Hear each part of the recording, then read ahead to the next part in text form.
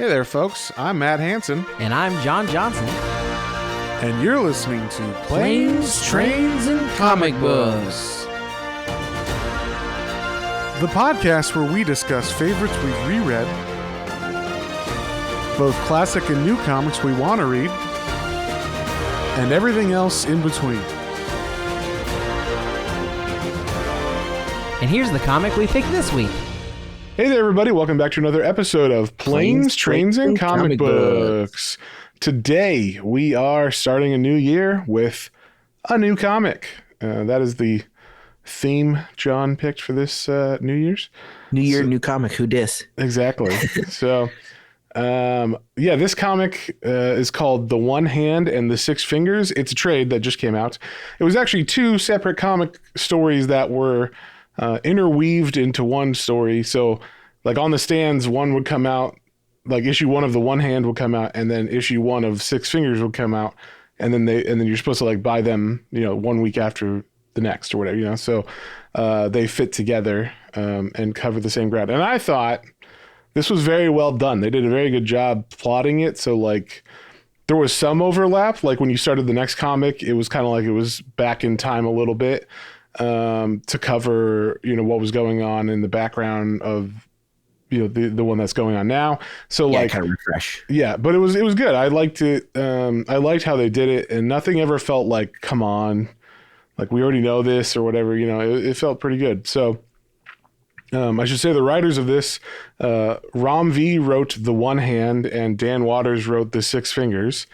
And the art on The One Hand is by Lawrence Campbell, and the art on Six Fingers is by Sumit Kumar.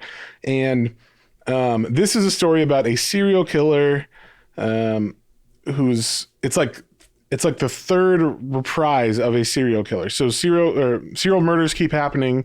This detective that has already solved this murder twice is like, wait, it's happening again. So it's like, is it a copycat? What's going on? And each time he had like evidence, like this is the guy that did it. And so he doesn't understand why it's happening. And then, we follow in The One Hand, the detective, and then in the Six Fingers, we follow the serial killer. So, I really liked the structure of this. And that's what actually intrigued me and made me want to read this is that idea that we're following a detective and the serial killer in two different comics that interweave. So John, what do you think of that whole, like, I'll call it a gimmick, but like the way this was like told? I liked it. It was different, and I liked it because I didn't realize at first that it was two comics interweaved. I thought it was just one comic that was The One Hand and the Six Fingers. But as I read it, then I realized that was going on. I was like, oh, that's really cool. And like you said, like each one starts and you kind of have like a little refresher of what was going on within here. But then it flips the perspective to the other character, like I said, either the detective or the serial killer. And that was really fun. Like it was a unique reading experience that we had not done yet. And so it was very cool. And the art in this is very fun. The covers, I will say in particular, are very cool and very in between like that creepy and almost noir kind of style on some of it. But then the art itself in it is really cool. There's a lot of really good use of shadows and like when there's like weather events and things, it looks very cool. It was a unique read, and I'm glad we got to pick this one, or I'm glad you picked this one for us to read. Yeah. I also like this one's interesting because I like one of the writers a lot, and one of the writers I haven't liked a lot. So I'm not a big fan of Ram V from what I've read of his stuff. I've tried a couple of his things, like his Detective Comics run. I thought was just, I don't know, it didn't do anything for me, and I only read maybe like 4 issues of it. And then same with some of his other comics that I've heard are really good. They just never like get, like, I don't understand, not that I don't understand them, but I'm like, they don't do it for me. It's just not my style of writing that I enjoy to read. But then I really like Dan Waters stuff. So I was like, okay, well, it's funny because that's kind of how this comic read for me. It made like Dan Waters issues of the Six Fingers made being interwoven into the One Hand issues by Ram V made Ram V stuff more tolerable to me. Like, Wow. it made this not in like in a mean way. Like, he's a fine writer. It's just not my style that I Yeah, enjoy for sure. reading. So, but like, like having the breath of fresh air of Dan Waters after reading Ram V made his stuff a lot more palatable. I will say this, not knowing either of them really, I don't think I know we haven't read any Ram V stuff, but I will say that it was noticeable that Ram V's very heavy in the paint with some of his like process of where he's going with the stuff, and it's not always the area you would like. I'm thinking like he would go. It's kind of like a little more like intense reading as opposed. Yeah, it's heady. I kind of put him. I mean, he's not this caliber yet, but like he is on the side of Alan Moore, where expect to read if you're going to pick up his books. But then at least it makes sense that the detectives comic is the one that's like, like by the numbers, like lots of detail and lots of like going into like all the possibilities of like or all the questioning, right? Like, where is this coming from? Why is this happening? Things. Whereas the other comic where we're following the main character who is the serial killer, and there's some questions there, but it's much more his character, at least at first, is a little more lighthearted and a little more like not naive, but definitely like softer on the words. Exactly. So it's, yeah, you're following along. It's kind of like you're interested in this character, but there's not like this overly heady kind of thought process going on with the character or that kind of thing. Whereas with the detective, like you said, it fits for the detective. So I think they did a good job of like sticking to like the characters that are the strengths of each writer. There you go. Like that, you got, Ram V can be all introspective and stuff with the detective, and that fits, and then when I was like, wow, that's a lot of words. And then we get to the next issue, and it's like, oh, sweet. It's like, it's just pushing the story forward. That was nice to have like, because sometimes, you can get bogged down in all the introspection that a character can have. And you're like, can we get to like the story? Like, something please happen. And that's what I felt the Six Fingers would do. It was like, okay, like we're following this guy. I'm very intrigued. Why is he a serial killer? What's going on? He doesn't seem to know either, so we'll get into it. But like, I thought the characters were very interesting in this, and they were well written for who was writing them. And then the way that the comic is paced was well done because it was because of that back and forth. Exactly, because of the back and forth. So it actually made this comic way more readable, I think, in like one sitting than, even though it's 10 issues because it's 2 5-issue comics together, or 5-issue like series together. It didn't feel like that long, as opposed to, I think if I was just reading 5 issues of Ram V, I'd be like, all right, issue 3, I'm a little bogged down now, So once again, no offense to him. If you're a big Ram V fan, awesome. He did a Swamp Thing run that I haven't read yet, but I have every issue, and I'm interested to read. I just haven't got there yet. So we'll see, how I like his Swamp Thing. But that's a character that can have a lot of introspection and stuff. So that should fit well, I think. But anyway, so we start off with the first issue, which is the first issue of The One Hand. And we are introduced to the main character of this series, which is the detective known as Ari Nasser.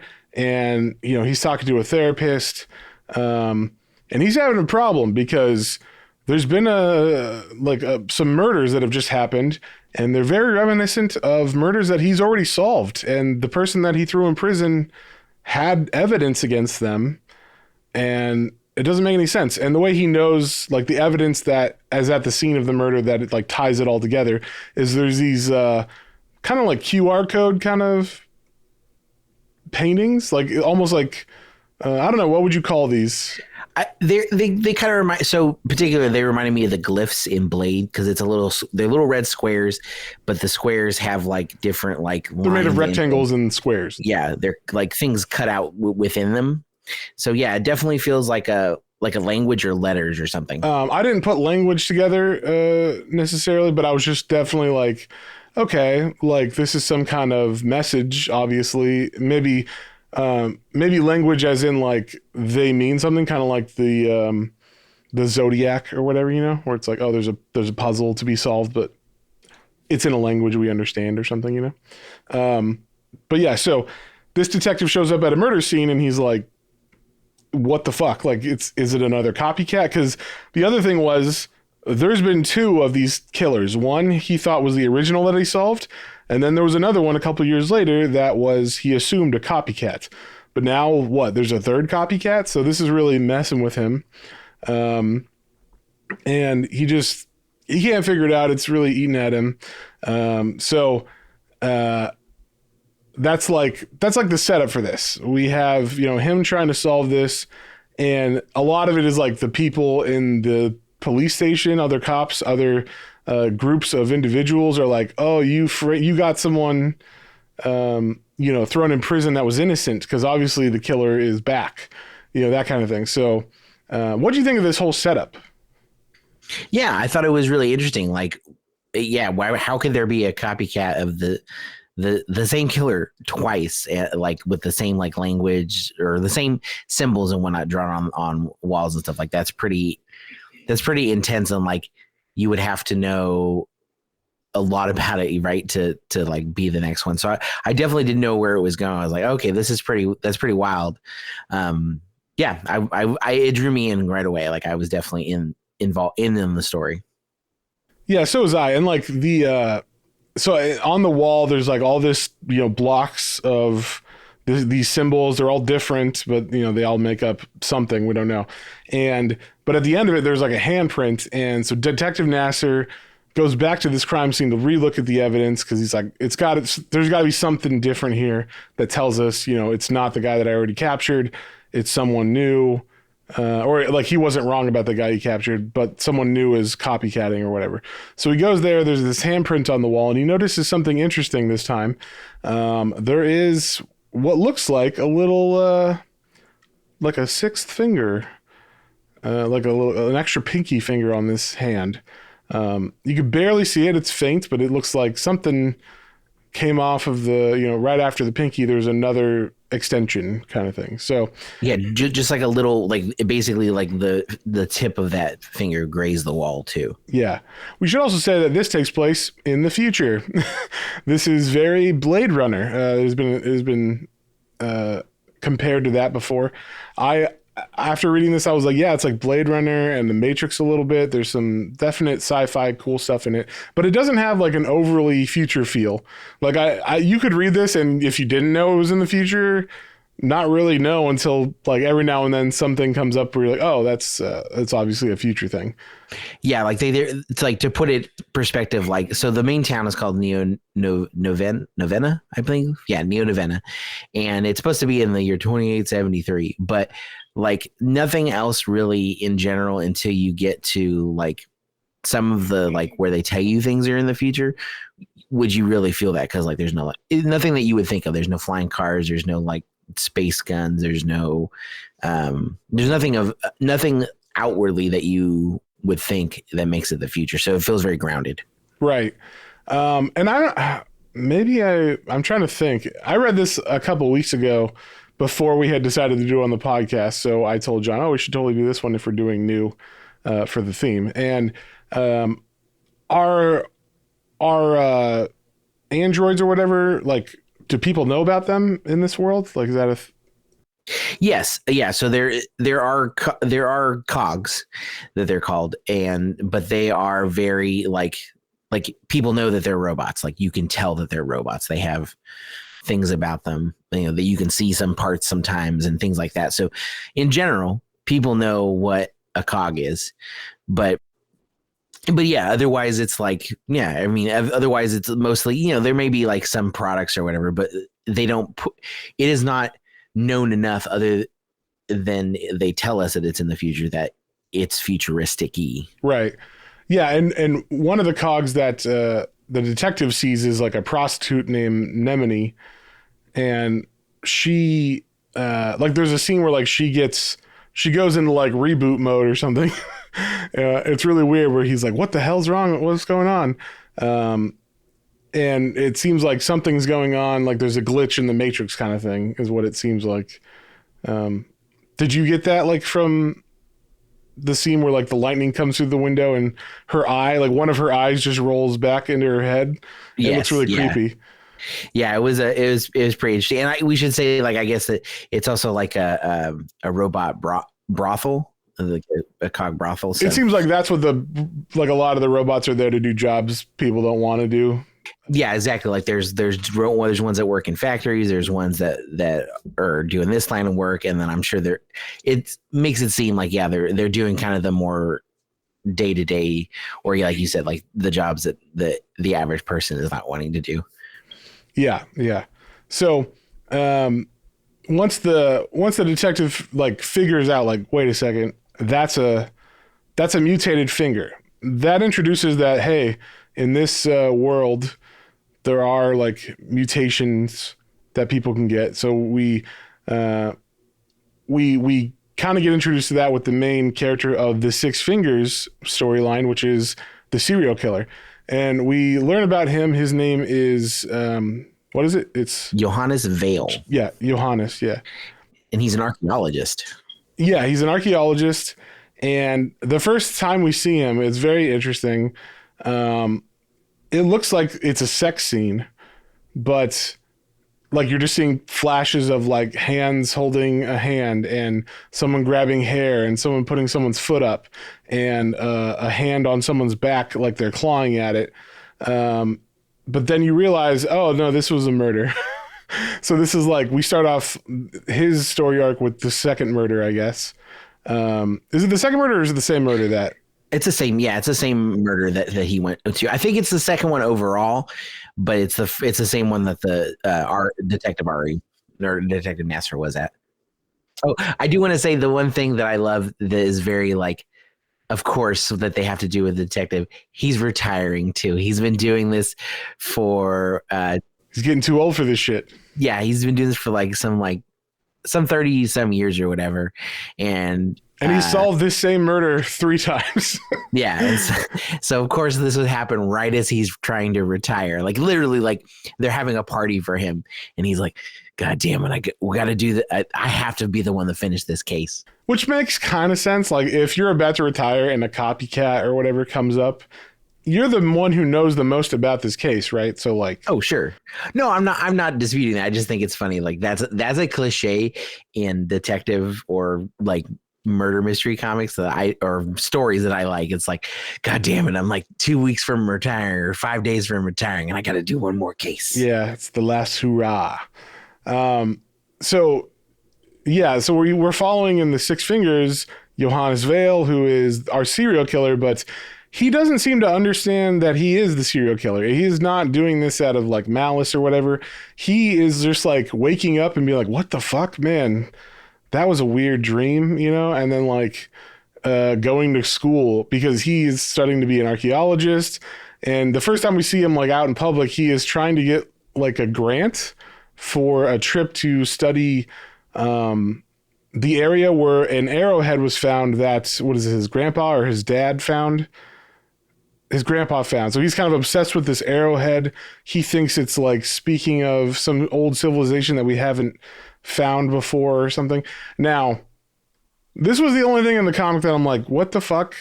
This was annoying the entire time. This arrowhead, in quotation marks, looks like a round ball with a spike coming out of it. I'm like, that's not an arrowhead. And I kept thinking like, maybe I'm like thinking of it as 3D, but it's supposed to be 2D. But I'm like, but he's holding it like it's 3D. Like, did you have any issues with this? Yeah, that's like no arrowhead that I've ever seen. Like you said, it's kind of like spherical and round with like a pointy end. It makes me think more of like the what is that? The sphere from the the phantasm or something. Yeah, and it's small enough to be an arrowhead, but it just doesn't have the shape of an arrowhead. And I was just confused. I was like, okay, I guess I'm just gonna go with this, but that's weird looking. And then the professors, he gives the arrowhead to them, and they're like, all right, this looks kind of interesting. Like, what are your, like, give us your, binder full of information on what you plan on doing. Like your, what would that be? Like your report on like your proposal. And he goes, Johannes goes to like take the work out in like his binder, and the binder's empty. And he's like, wait, what? Like, I know I stayed up all night preparing this. And he's like, how did it get gone? And basically he looks like an idiot in front of all the professors who were about to give him a bunch of money to go do this. They seemed on board with it until he didn't have the proposal. So Johannes is left, kind of down because he doesn't get to do that thing. But I thought it was interesting. They still like didn't flunk him or something. They were just like, oh, well, we'll just send you on this other archaeologist dig thing. Yeah, you don't get to do the one you want, but I guess you still get something. He's still bewildered though. Like, where did his stuff go? Yeah. So he's talking to his girlfriend, Galena, and he's telling her he's kind of sad about it, but he gets to, go on this other thing. But he's just confused, like, where the hell did it go? I know I was up there all night. And then, so he goes to his job, which is at this power factory.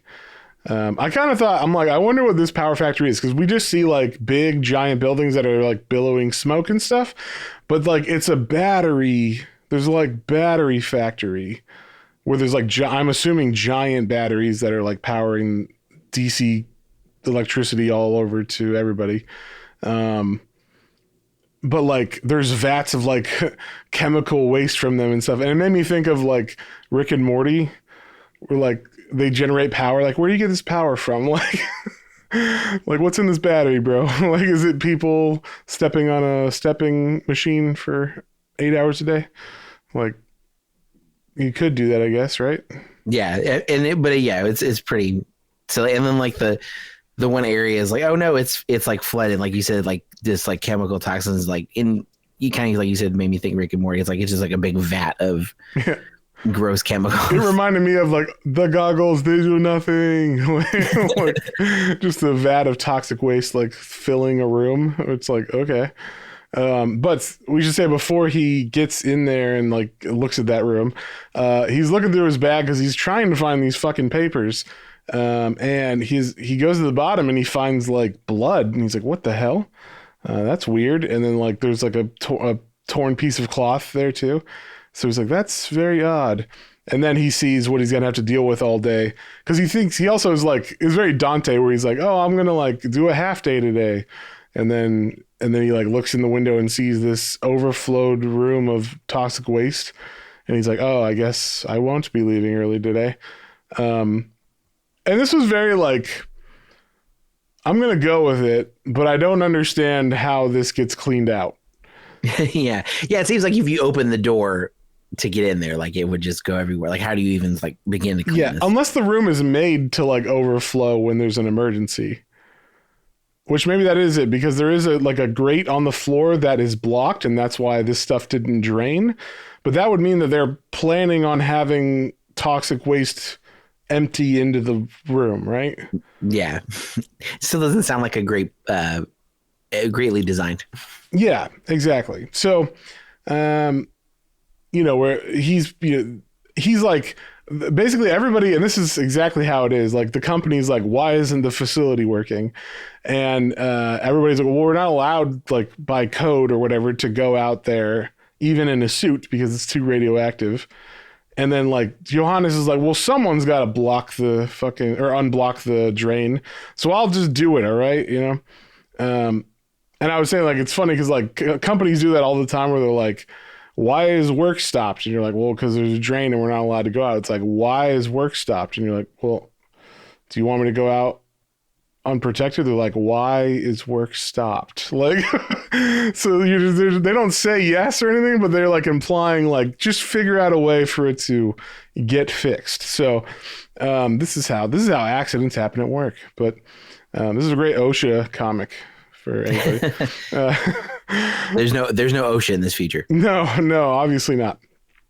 I'll be there might be something, because there are signs that say like hazard, radioactive stuff, only used in case of emergency. So someone is like, well, you got to put signs on things. So there's some kind of regulation, just not direct regulation maybe. But anyway, so Johannes is like, fuck that, I'll just clear the drain, I'll get my suit. And it also turns out that this isn't the first time this has happened. He's gone out in this suit multiple times. And apparently this suit, even though it's kind of like a spacesuit, is not 100% clear. Like, it doesn't protect you 100% of radioactive material, or like radioactive, I guess, poisoning or whatever. So and so he goes out, he clears the drain, everything starts to drain. I thought something bad was gonna happen here, because I don't know if you know, John, but if you unclog a drain all of a sudden, and you're underwater next to that drain, and all the water starts flowing into that drain, you might be the next clog of that drain. Yeah, you're probably gonna get sucked up too. So yeah, it is surprising like that he doesn't like immediately get tripped up and go fall in there too. But I guess it does show that there's like some cogs that work there, and they like pull him out of there. Yeah, they're like, this reminded me of the Alien Isolation game. I don't know if you ever played that. But there's like these, robots walking around and like, please return to safe areas or whatever. Like they're telling him that as he's like unclogging the drain. There's robots that come out and are like, you are not allowed in this contamination zone, sir. Please remove yourself. And so, but he does unclog it, even though the robots pull him out. And because he did the stupid thing that the company would never tell him to do, he has to go to the medical bay and get seen by the doctor. And they see him, and basically he's like, this has happened a bunch of times. And this is where we learn, like, basically this stuff will cause mutations. So you, as a human, will start mutating. And we don't see, anything wrong with him initially. But as the nurse is looking at him, she's like, wait a second, let me see your hand. And she pulls up his right hand, and there's a little stubby pinky next to his pinky. Yeah, so he's got, we'll call it a six finger. Could have called it a six stub or something, I don't know. Little baby pinky next to his pinky. That's like his mutation from this job, I guess. Actually, from not from the job itself, but from not following safety protocols. And so, yeah, that's like the hint, right? Obviously, Detective Nasser's looking for, a six-fingered man. It's very like one-armed man from The Fugitive. He was a one-armed man. Yeah. But yeah, he's looking for a six-fingered man, and obviously we have one here. And so that's pretty interesting. And then he gets home from work, and the reason why he was supposed to leave early, and that's why he also did this, like just jumped into the vat of toxic waste, is because he was like, I'm getting out of here early. I have a date with my girlfriend. And it turns out that does she work at this place, or is it just they're going here? I think they were just going to this gallery. Okay, so there's an art gallery, which has a bunch of weird looking, like basically like Cronenberg style exhibits, where they're just like human mutated, creepy, like it looks kind of like something that would be like Cronenberg / Hellraiser. Yes, very much so. Just weird, like headless human bodies that are all stacked on top of each other in the shape of a weird pillar, or just stuff like that. So he meets his girlfriend here, and then it turns out they break up here, and he's kind of like weirded out by the art there, of course. But he basically, or does she break up with him, or does he break up with her? She's trying to break up with him, but apparently he's very self-centered, and he he kind of makes he makes it to where he breaks up with her. Basically, he's like, I can't deal with this. I'm leaving. Yeah, I'm fired. No, I quit. Yeah. So yeah, that they break up. But while he's like yelling at her, there's a exhibit behind her, and it's like, you know, human appendages that have been, I don't know, glued together somehow, and some very grotesque fountain is what it looks like, and it's like pouring blood from all the fingers down to the fingers below. And so he has like a flash of this, you know, this writing on the wall that's very reminiscent of the serial killer writing that was on the wall, or symbols on the wall. And so he's like, what the fuck is going on? And then as he leaves, he's walking down an alley, and he starts remembering. He starts remembering walking up some stairs and then going into someone's house as they're eating, and then choking that man to death and then chopping them up. And then he starts walking to somewhere he didn't, you know, wasn't planning on going, just without thinking. He just walked to this place, and it's the crime scene of the murder that Nasser was at earlier in the last issue.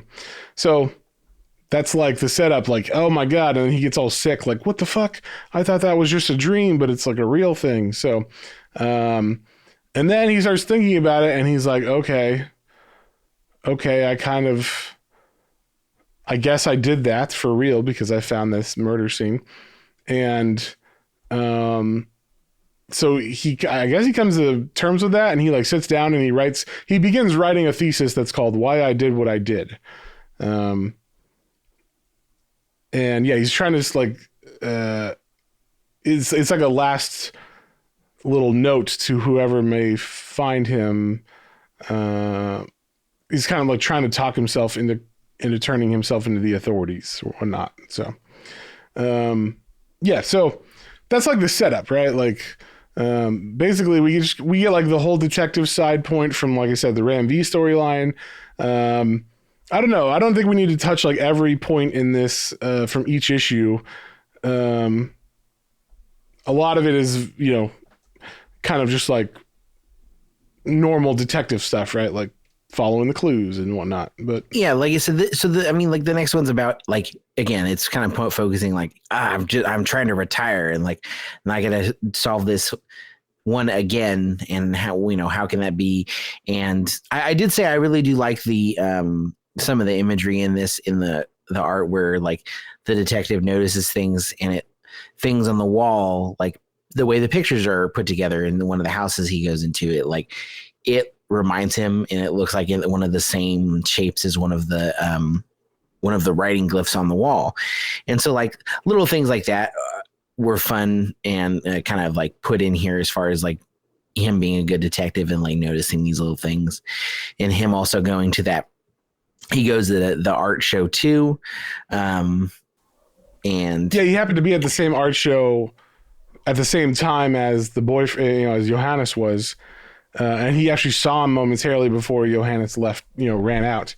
And one of the exhibits that Johannes didn't see, but that Nasser sees, is, I guess this exhibit must be brand new because there's a statue that has like newspaper clippings of like killer and whatnot, but it's supposed to be like maybe a protest about how it was an innocent man that was captured last time.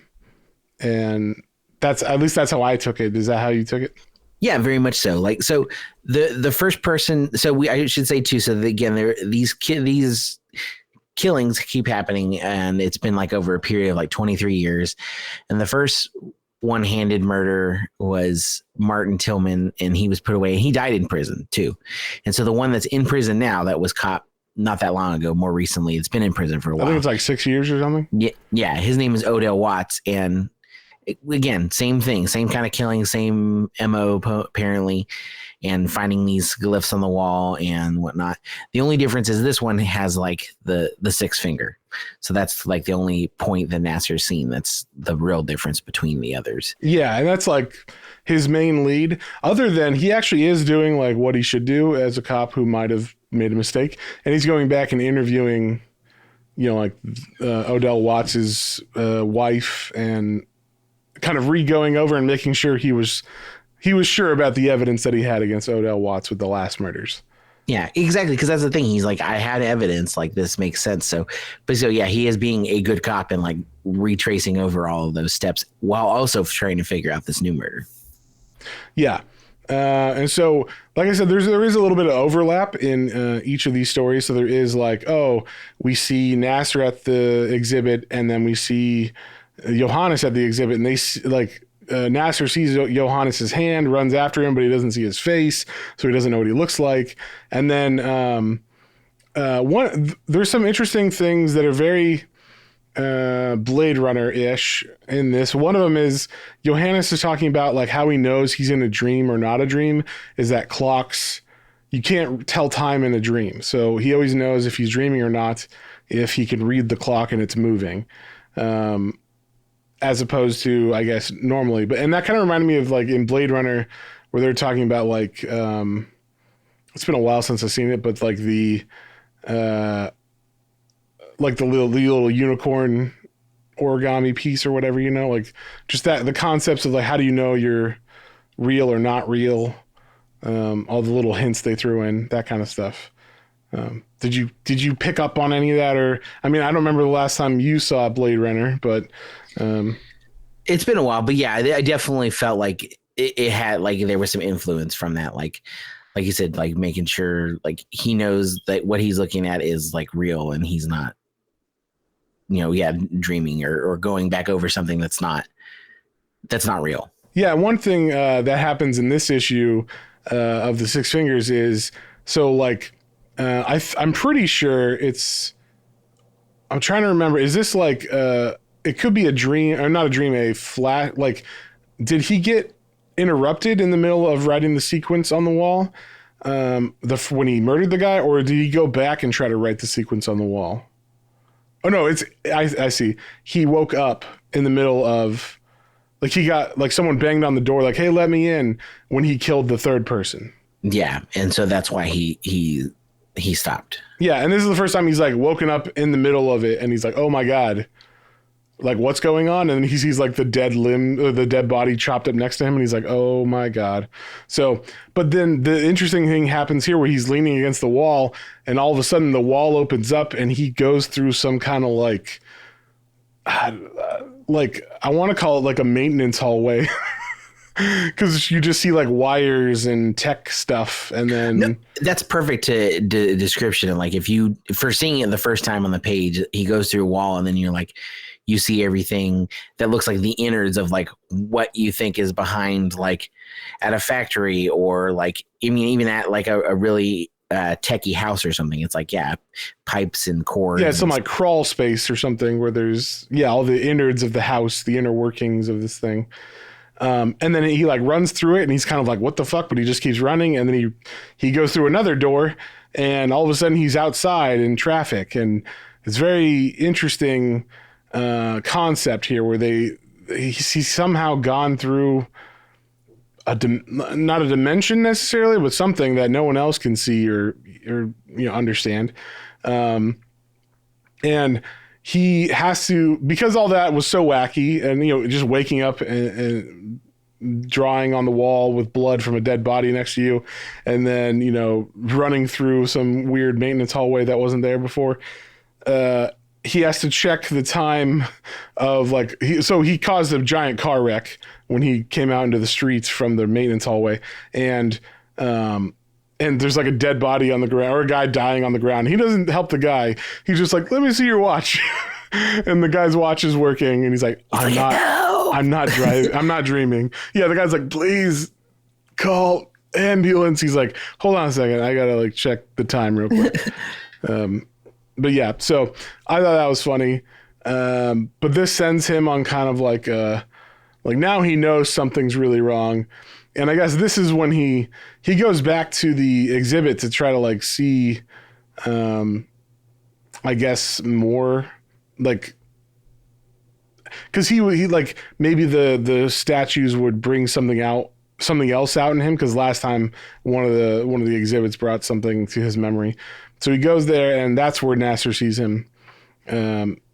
He sees the little hand and he's like, holy shit, wait a second. So, or he sees the little finger, the extra finger on the hand. So, now he knows, okay, someone's here. Or that guy was here. There is a six-finger man, and I saw him. At least I saw his hand.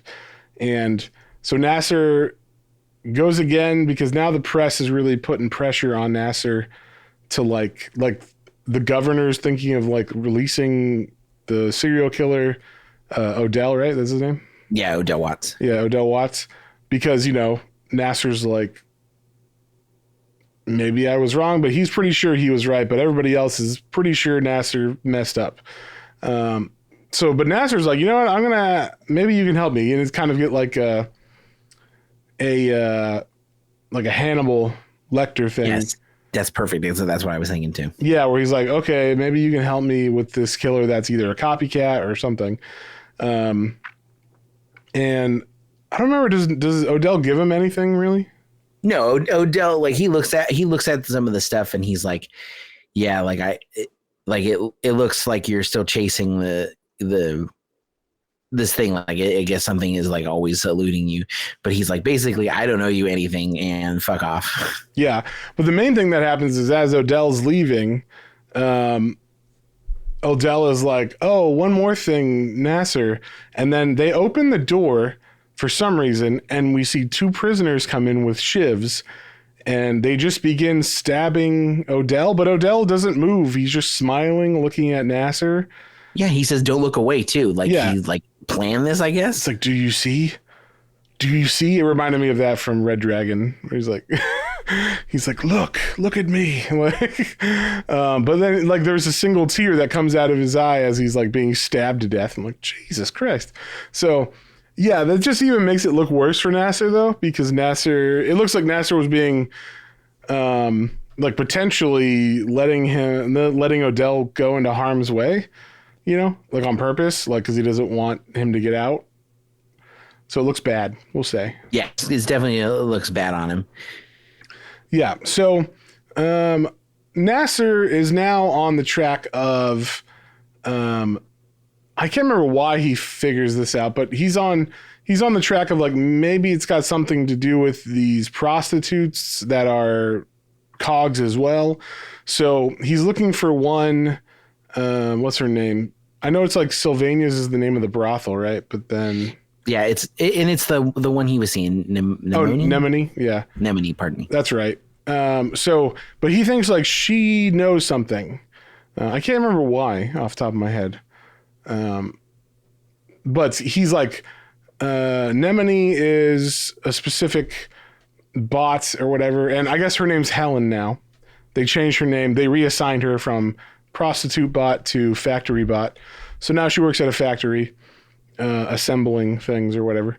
And so like he goes to talk to her, and this is like some of the stuff where like I kind of want to reread it. Maybe I'll get some more, but some of this was like, okay, I'm reading this, but I'm not exactly following why we need to know about this. Like, what is she important with, but because they say that the cogs are not, he's wondering if there are cogs that are more human and that you really can't tell between like. Oh, that's right. Because, okay, that's what it is. He's got the idea that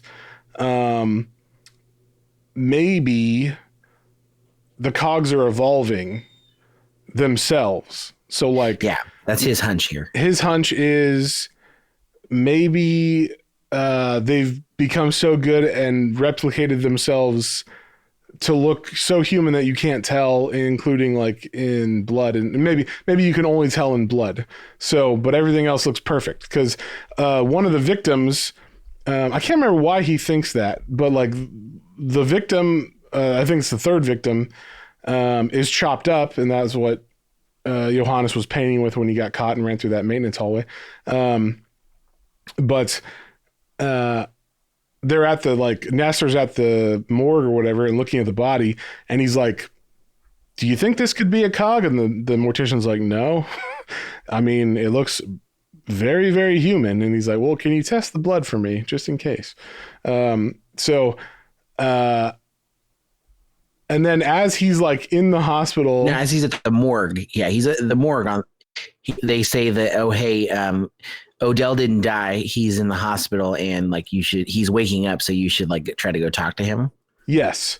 And as he's in the hospital, he goes into Odell's room, and there is a pile of Odell. Odell has been murdered. And the way that, I mean, the Johannes does a similar thing every time, where he just like cuts the body up into pieces, stacks them on top of each other, leaving the head on top of body pile. It's a pretty gross way to do that. But and then there's more of the writing on the wall. And the only thing is, as Nasser's looking at it, he's like, wait, this is still wet. Like, this just happened. And then as he says that, he hears something in the wall, and he's like, wait, what the fuck? So we cut away, that's the end of that issue.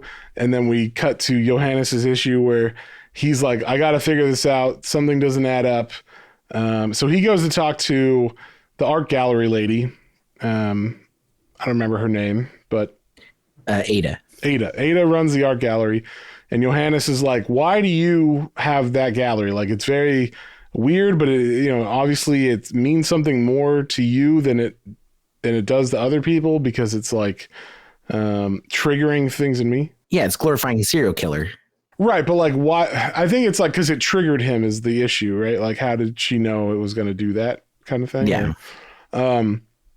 So he thinks like, oh, she's gonna be helping me, or maybe I can get her to help me. So she actually does kind of like, she's not fall in love with him, but she's like infatuated with him, we'll say, as sometimes happens with ladies and serial killers. I think once she realizes he is the killer, that's when she's like, oh, like, yeah, I'll totally like hang out with you and follow you and stuff.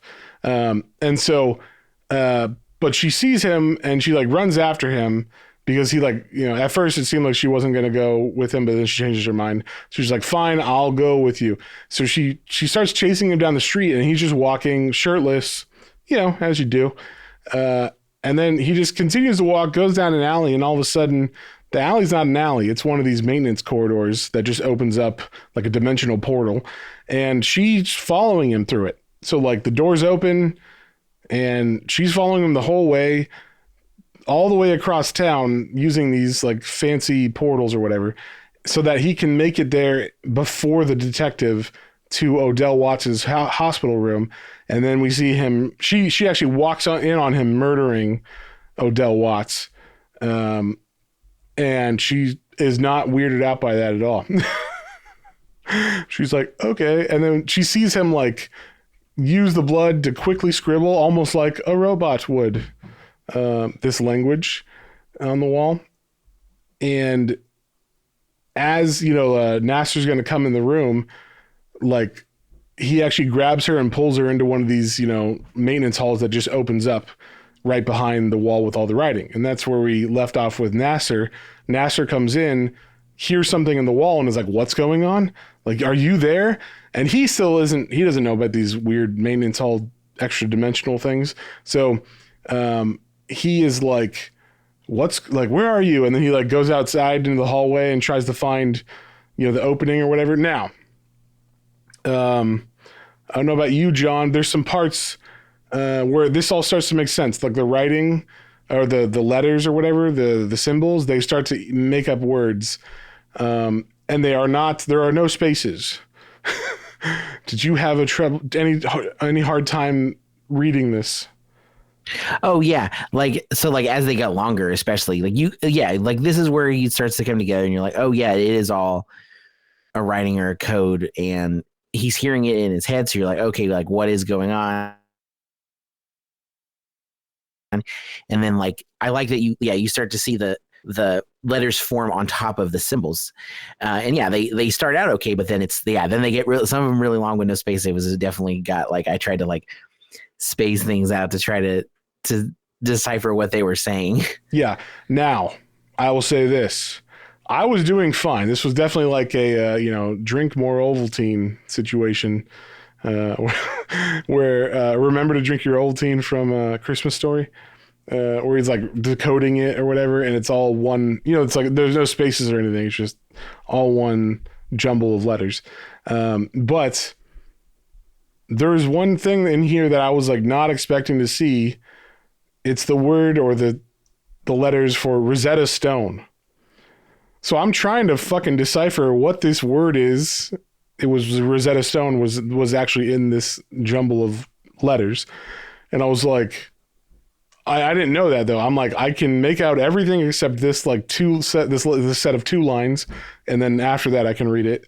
And I'm like, this is very weird. And then I went to like a couple, I just like, I can't figure it out after like, I don't know, 10 minutes of trying to figure it out. And then I like skip ahead. And then the next part was called the Rosetta Stone. And I'm like, oh, that's what it was. Did you have trouble with Rosetta Stone? Yes, that I was gonna say. That's the only reason I knew as well. I was like, oh, that's what it was referencing. Yeah. See, I don't know if that was on purpose or like if is that was that supposed to be like that where you don't know what this word is, or are we just dumb? I don't know. But no, because they're also like you said, like it starts out okay because they're all there's no spaces, but it's all really long. So you're reading through it and you can kind of pick out the letters, but then they start to get smaller and squished and then on top of each other. So you're still seeing like all the letters, but now it's like, it makes it more jumbly for your eyes to try to read. Yeah. It's like Boggle. Yes. Yeah. But yeah, so Rosetta Stone got me for about 10 minutes and then I just moved on and then I'm like, maybe they'll explain it. And then the next part was called Rosetta Stone. I'm like, oh, that's what it was. Okay. I'm glad I'm not a complete moron, but yeah. So we should mention they start talking to each other through the wall. And when I say wall, it's like, you know, Johannes and Ada are both in this maintenance hallway. I'm calling it a maintenance hallway, but it's like, you know, it's like inside the Matrix or whatever. Like like the wall just appears when you understand how to open up these walls. Yeah, we're coyly trying to not say Matrix, but I mean it's very much like it's the Matrix. Going in the Matrix. It's not the Matrix, but because it's like it's what Matrix. Everything is like made of apparently. Yeah, like wires and all that stuff, whatever. So, but Ada can hear Detective Nasser too. Like, so this is definitely a real thing. Both people are experiencing it on top of Nasser. Nasser is talking to them through the wall, and Ada is hearing him as well. So it's not all in, you know, Johannes's head or something, which could have been, you know, the way they went with it. But anyway, so Nasser's like, okay, like let me run down the hallway to where that would be. Surely there is a hallway that I don't know about that they're talking to me through or whatever. And he goes in there and there's nothing. It's like an IT room or something, or storage room or whatever. So like, he's like, that's so fucking weird. So basically they get out, Johannes and Ada escape because they just go out the hallway. And then on top of it, now Nasser looks really guilty because not only like Odell Watts got stabbed, then Nasser went over there and against his chief's orders, by the way, because he was, I don't know, going to ask him a question or something, or maybe he thought he was going to be the next victim. I can't remember, but he went over there and then Odell Watts is now dead. And the last person that was in his room was Nasser. So like people are like, oh, he chopped him up. And then it also kind of makes sense. Like, well, maybe he was the killer the whole time, you know, like to everybody else, you could start thinking that maybe the detective was the killer the whole time and he was framing people or something for the murders. Like, I don't know. They don't say that, but I just thought like that's what I would think if I was one of these cops. So, Nasser goes underground. We'll say he just goes to hide, and he finds it was Anemone, right? He actually goes to talk to her again, and I can't remember what she just tells him like another thing where it's just kind of like, you know, this like riddle like. What it is that so she's acting like she doesn't really remember him from before, right? But then she almost like she's leaving hints too of like maybe she does because she's like would say she said something like she said to him about not believing in like not trusting planes, not wanting to fly in a plane, and he's like, oh wait a minute, why would you say that? Because you said that when you were she's Helen now, right? But when she was Nemone, she also said that in one of their conversations, but now they're just having a conversation like two strangers kind of, and he's just like reading her, you know, judging her and seeing, you know, what she knows about, like if she remembers anything previously and like maybe like kind of like what's going on here. And she called him out to come here in this meeting. So yeah, it's kind of interesting. Yeah, and she, also her name, they go into like this thing about like Greece or Greek gods, and like her name Nemene was like or like Nemene comes from the name Mnemosyne, which is the Titan goddess of memory.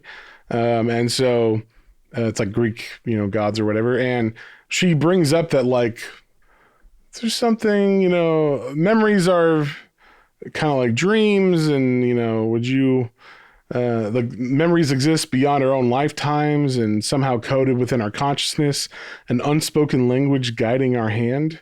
Like she is definitely hinting stuff to him, right? So seems like she might know something more than she can like say out loud, but like she's giving him hints at least. And then she like, she gives him a kiss on the lips. So it kind of seems like she does remember him from when she was his prostitute of choice. Yeah, so he's underground now. Like I said, he's on the run. So he buys a gun on the down low, and then he also tells his partner, who is still on his side, look at the blood of Odell Watts. Or is it of Odell or is it someone else? I can't remember. It's of Odell. Okay, yeah. So he's like, look at the blood of Odell Watts. Tell me what you see. So they like against all their what they want to do, they do that. And at first it looks normal, but then as they zoom in and enhance, they see the blood cells turn into these square characters that are very much reminiscent, the same things as what the killer writes on the wall. Those like, what'd you call them? Glyphs or whatever? Glyphs, basically, yeah. Yeah. And then all of a sudden the computers explode. Like the enhancement woken something in the tech or whatever. Once it could read, once the screen could see what they were, it blew up because it like almost like it was like a spell or something. Or yeah, like a coded message. Yeah, but like a message like self-destruct. So now Nasser has tracked down Johannes. So he's like, okay, it was Johannes, because he's like, we can follow. I guess I'm trying to remember how they knew which way to follow him. I know they track him back from his path when Ada was following him. I can't remember if they used cameras for that or some way. Do you remember? Yeah, they're looking through like camera footage, like security footage. Oh, it's outages because everywhere he went, he was not on camera. So it was like wherever the cameras are out, just follow that path. And so, yeah, he follows him back all the way to Johannes's apartment, where he's got a gun and he's going to shoot Johannes. But then all he finds is Ada there, and Ada's like, he left me here. And then she hands him, or like his thesis is on the ground or whatever. So he left that. And then he checks he checks a photo or something on his desk, and he sees Nemene or Helen is a photo on there. So that's like his next victim, I guess. So he's like, oh shit. And we see, as he sees that picture, Johannes is waiting outside of the like down on the ground, but looking up at the apartment of Helen / Nemene. So they send well, wait, do they send, I don't remember exactly what happens here. They send, why is there a SWAT team they send a SWAT team to where he worked first, right? The cops do, because they're not on the same level of knowledge. So he's looking at Helen. It's Nasser who's outside of Helen's place and looking up. Oh, it is? Okay. I thought that was. Yeah. No, Johannes is at the factory. Oh, that's right. You're right. Okay. Yeah. So Johannes is at the factory doing he's deleting medical records because I think he's deleting all like knowledge of him or whatever, like any records of him being at the factory. But the police are now called because the cogs are like freaking out, right? They're like, is that why they're called there, or are they called there because he's there on his oh, that's right. There's an intruder alarm tripped. That's what it is. Yeah. Because he's broken in. exactly. He broke in, he tripped the alarm. So they're there trying to figure out what's going on. The cogs are going in, but then Giannis overrides them with this code thing that is I guess he's tapped into more. He's broken the matrix. So yeah, he knows how to like control things in here now. So he like shuts down the whole plant. It floods with like nuclear waste and whatever, and then or radioactive waste, and all the robots shut down, and the cops can't do anything about it. And then he goes to like one of his matrix maintenance walkways and escapes, no problem. He goes back to, is it his apartment, or does he go? So. Okay, it's his apartment. So he sees Ada sitting there, and she's like, "Oh, it seems like she's like with him," but then she kicks him in the nuts. And I think because he's like, "I don't want to, like, none of this is real. All this bloodshed, I don't want any of it. Everything's hollow. There can't be anything real at the end of it." And then she's like, "Well, maybe this is real," and she kicks him in the nuts. And then she's like gonna kiss him, and then they make love because she's weird.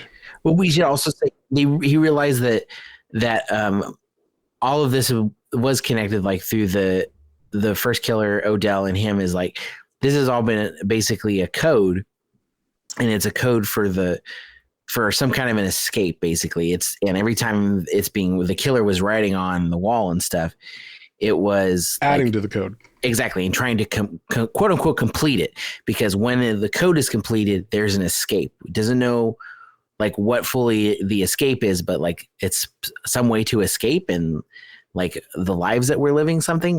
That's what he doesn't 100% understand the ending, but like that's what this is all is. Yeah, so he has to do one last murder to solve the code. And that's why he goes to Helen's house to kill her. But he can't do it. He chooses not to do it. There's a moment where they look at each other as he's about to kill her, and he says, "Do you know what you are?" And she says, "Do you know what you are?"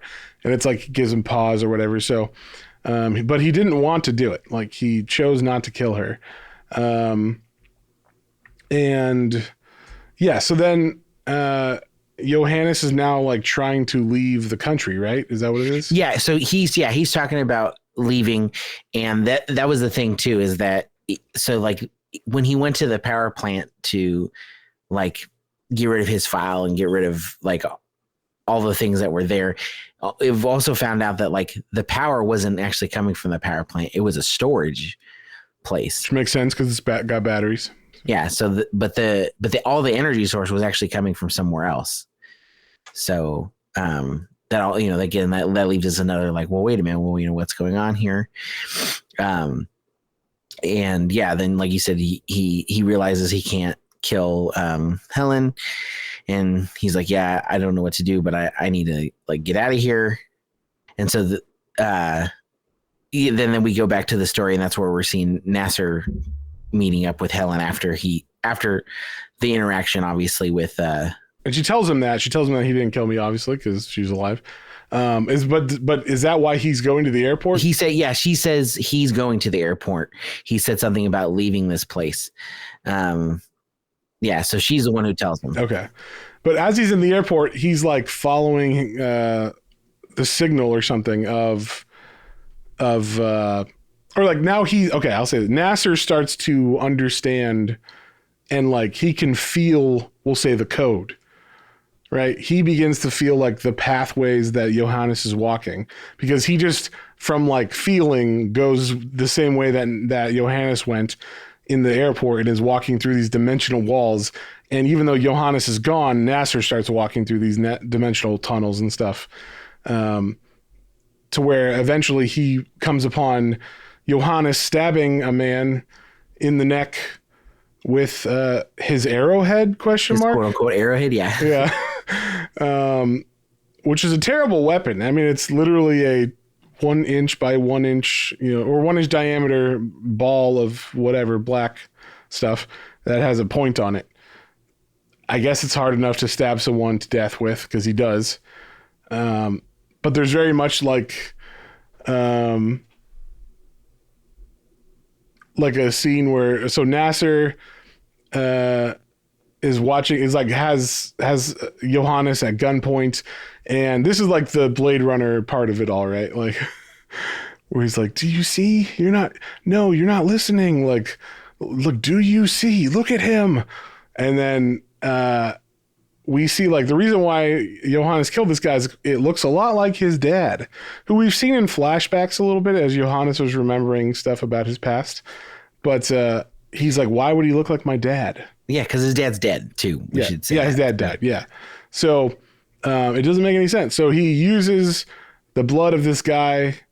Like Nasser still has him at gunpoint, but they're talking, and Johannes is able to finish the code with the rest of the blood, and then we see his like pupils get filled with these runes or whatever as Johannes looks at him, and then Johannes realizes something, and then he goes out and he realizes this airport, all the jets are just on the runway, and there's like people plugged into a very matrixy thing when he looks inside one of the planes where like their eyes are spread open and they have to watch TV or whatever. And yeah, there's it's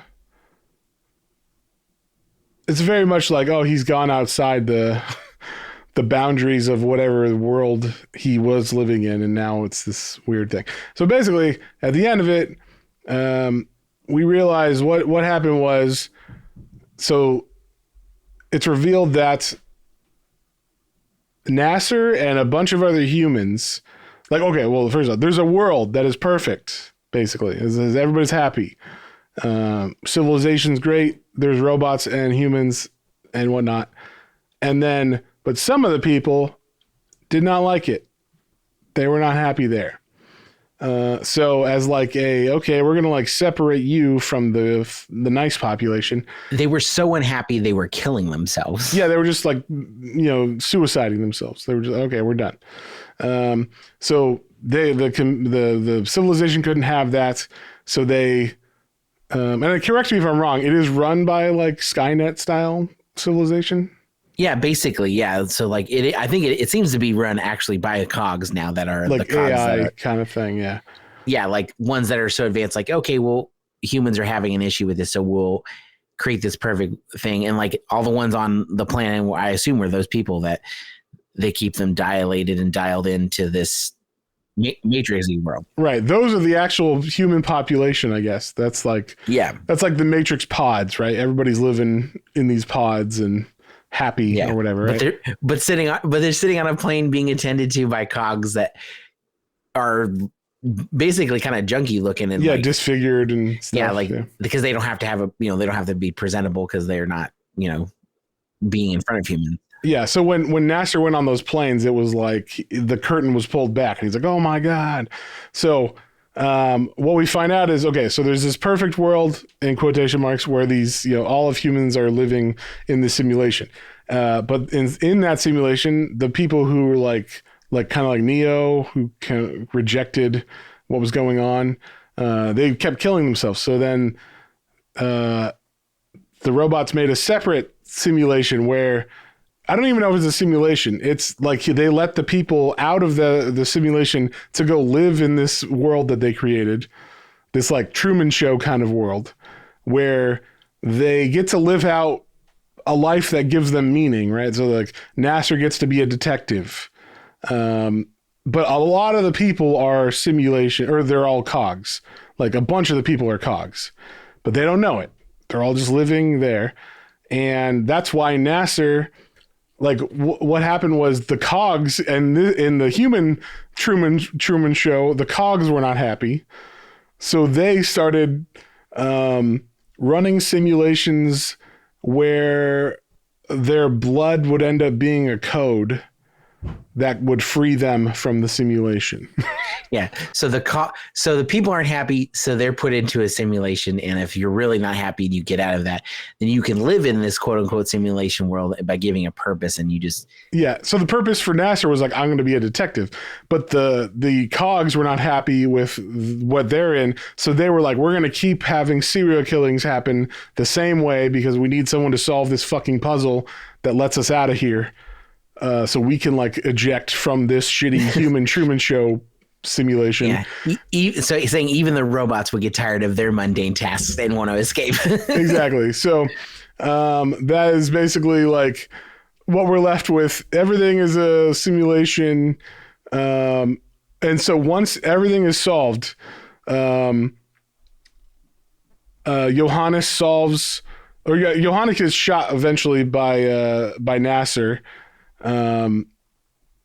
And then he falls down, but he's finished the final bit of the code. And so all the robots are like, thank God.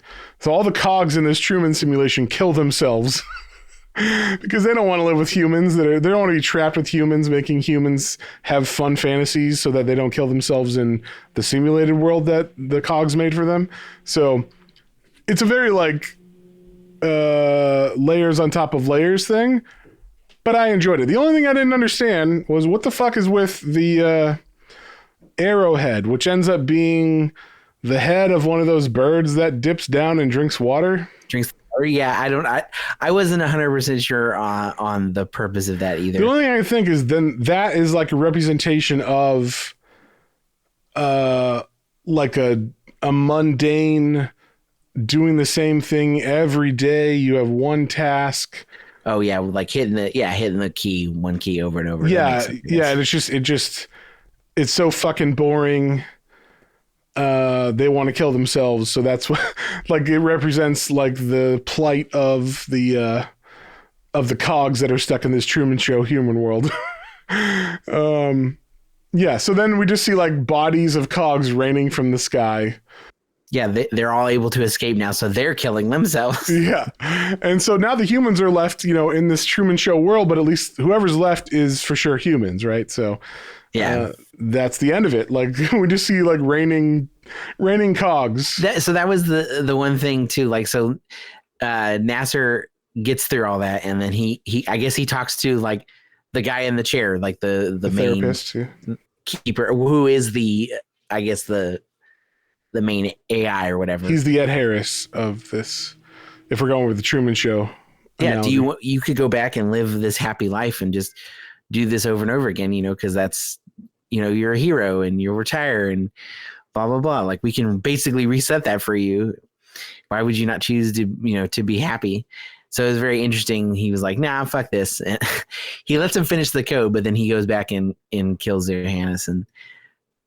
But long enough that the code goes through, and then all of the cogs get to free themselves that want to be free, which seems like all of them. It seems like all of them. Even like Nemini was like, thank God, and like goes to the roof and jumps off of it. Like, which makes sense if they're the like basically slave class of. Like they're doing all these jobs. There's like cogs that are obviously cogs. They have no human skin that are doing like, oh, they're janitors or they work in the factory and do jobs that are too dangerous for humans.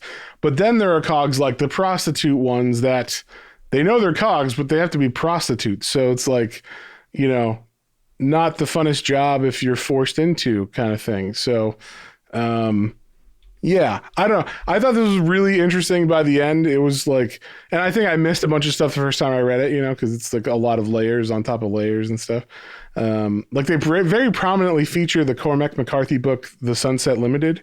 And I'm like, well, I haven't read that, but obviously it means something because they keep showing it multiple times in this, in the art in this story. So, but yeah, I haven't heard that it's like Blade Runner or something, but apparently it has something to do with purpose and meaning or something. I don't know. But yeah, so that's the end of it. The cogs are freed / killed themselves and humans are left to be humans and live in this Truman Show world as alone as themselves. So that is the end of it. John, what did you think and what would you give it?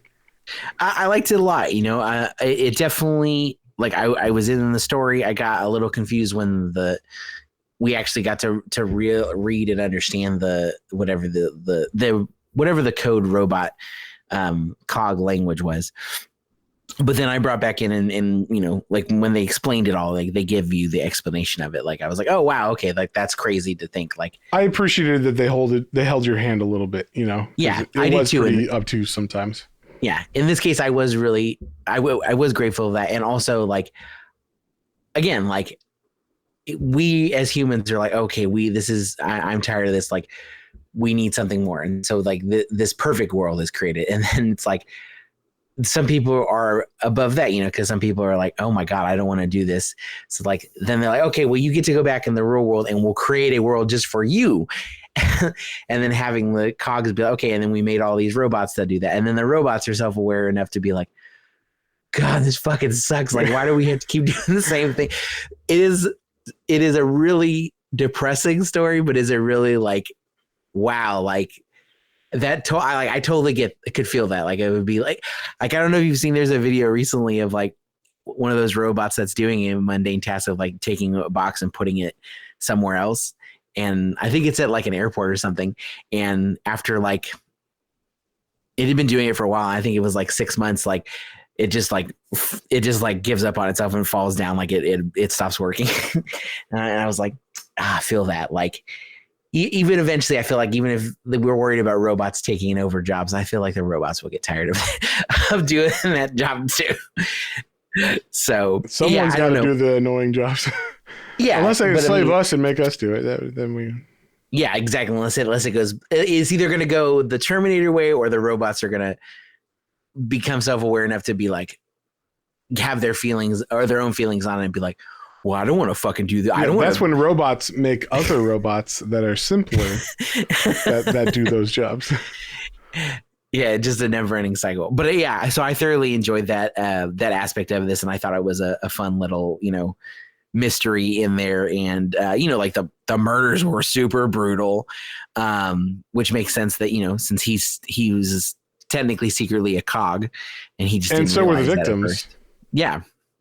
So it was just wild to like have that be the, yeah, like nobody realized that until the end, basically. So that was kind of, or until later. So yeah, it was cool twist on it, and it was a fun mystery throughout. The art was really cool, very graphic, and very like I said, like when it's shadows and rain and noir feeling with the detective more, and then very like graphic and weird with the serial killer stuff. So I liked that a lot too. And even though it was two different authors and two different artists, like it all blended together really well. And so, yeah, so I really enjoyed it. I had a good time. And I'd say overall, I give it an 8. I'm going to give it an 8.5.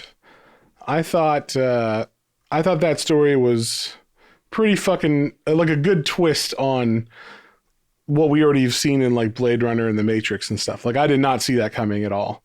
And just the idea that like robots are like, fuck your shitty world. We're killing ourselves now to get out of your shitty world. Yeah, like that was funny or like interesting to me. And so, yeah, I like that a lot. I also really liked the format of this. I kind of thought of an idea like this one time where it was like a Batman story that goes back and forth between like perspectives, specifically between like Batman the comic and Detective Comics, where there would be like the killer is in Detective Comics and Batman in the Batman comic title, there's Batman trying to solve it, you know? I thought of that, and then I was like, oh, this is basically that. But in a different, you know, with a more heady thing than I was thinking. But yeah, I like the idea of that concept, especially when you have two writers that can get like if it was all Ram V writing all 10 issues, I would have been out of this. I would have been like, nope, not going to do it. Just because like I said, his writing is not for me. He's a fine writer, just not my thing usually. But because Dan Waters kind of got to make it more palatable, I was like, okay, yeah, I'm on board with this. And I think the concepts are even more palatable when you're not like trying to digest so much, because it's like your mind's trying to parse through like what's important to remember and what's not. And when he throws all this stuff at you, what the detective's trying to think, these kind of little mysteries that are going on, and like the bigger mystery, and also this thing that he's revealing slowly about the cogs and stuff. It's like it's a lot, and if you didn't have the space to really explain all of that, or if you kind of made it a little bit challenging to read, if you wrote all of them, I think Dan Waters' part really helped kind of reveal the story nicely to people like me who sometimes just want to read a comic for fun and not be the most confusing murder mystery of all time or something. So like, yeah, it might be good, but like, just I think Ram V and Dan Waters worked well together in this. So yeah, 8.5 for me, 8 from you. With that being said, we are going to have our second episode of the month be more of these new titles. We already put up the poll, so hopefully you guys have voted or are going to vote. I think there's 2 weeks or something to vote. Yeah, if not, they're up there now. We've got Mugshots, Manhole Volume 1, The Hunger in the Dusk, and Dark Spaces Dungeon. All new comics coming out within the last year, and Matt's read a couple of them, but they'll still be new. They're new to us. And yeah, I read them last week, so they're still new. It's not like I read them when they were coming out or something. So I was just like, oh, these are really fun. We should read these because they're new. Like they just came out in trade or whatever, or they at least were new titles last year, if not really recent. So like Mugshots doesn't even have a trade yet. I think it comes out in February, but the issue finished. The 4th issue came out last week or 2 weeks ago. So I was like, we need to read this. That's awesome. So if you would like to vote on that, the patrons decide who gets or which book gets to read. Which book we read. So you can join our Patreon at patreon.com/planes, trains, and comic books to vote on that. And that being said, we should thank our patrons, Hoku, Otaku Mike, Christian, Matthew, Kyla, Joseph, Kalia, Kevin, James, and Craig. You guys are awesome. We love all of you, and thank you very much for your support. And so if you want to hear one of those specifically, go check them out. John in the post put a little breakdown of the synopsis of each one, so you can see which one intrigues you more, and then you can vote on what we do for the second issue. And we should also say this year, extra special, all our patrons, even the free tier, Matt is re-going over his Swamp Thing. He is a little bit of a perfectionist. OCD. And he's had his Swamp Things out before, but now he's been doing the Hellblazer podcast for long enough that he's got these character voices and the way he's goes through it down. He restarted. We've got the Sagas of Swamp Thing. It is a free podcast for all tiers, all members of our Patreon. So if you want to dive into Swamp Thing with us, specifically with Matt, patreon.com/planes, trains, and comic books. Again, all tiers, even the free tier, that is an extra podcast that everyone is getting going into the new year, and we hope you like it. We also have our Hellblazer tier for Hellraiser. No, Hellblazer, pardon me. Hellblazer tier for Hellblazer. And then if you are a member of our Patreon, you get the main episode we do a month, the episode that you vote on, and an extra episode that we usually choose, something fun or, something a little out there that we don't always do on the main podcast. It's just for Patreon members. So patreon.com/planes, trains, and comic books, all one word. And we really appreciate y'all. Yeah. And I would like to say we hit a milestone as of today, or as of recording this today. Issue 150 of Hellblazer is on Patreon. Hell yeah. And that means we are halfway done with Hellblazer. So I'm excited. Hell yeah, that's crazy. Yeah, it only took 2.5 years so far, so just 2.5 more to go. But yeah, it's been a blast. I'm really enjoying going through all the arcs, and especially with our patron Hoku, who does the kind of wrap up podcast, Hell Talk, after each arc or after each section of that podcast. We do that. We talk about it. It's really fun to go through and discuss more than just what's on the page, but just our thoughts and everything about it. So we're trying to get caught up on Patreon with that, because I started that on the free version, and then we never thought, oh, we should get it up to where we're at with Patreon. So we're almost caught up with Patreon. So we'll be doing probably maybe in the next 2 months or something, we'll be all caught up to where we're at on Patreon. So that'll be more prescient for Patreon members to listen to, but yeah, definitely check those out as well. And once again, if you'd like to join Patreon, it's patreon.com/planes, trains, and comic books, all one word. And with that, I think we'll see you guys on the next one. on the next one. Bye.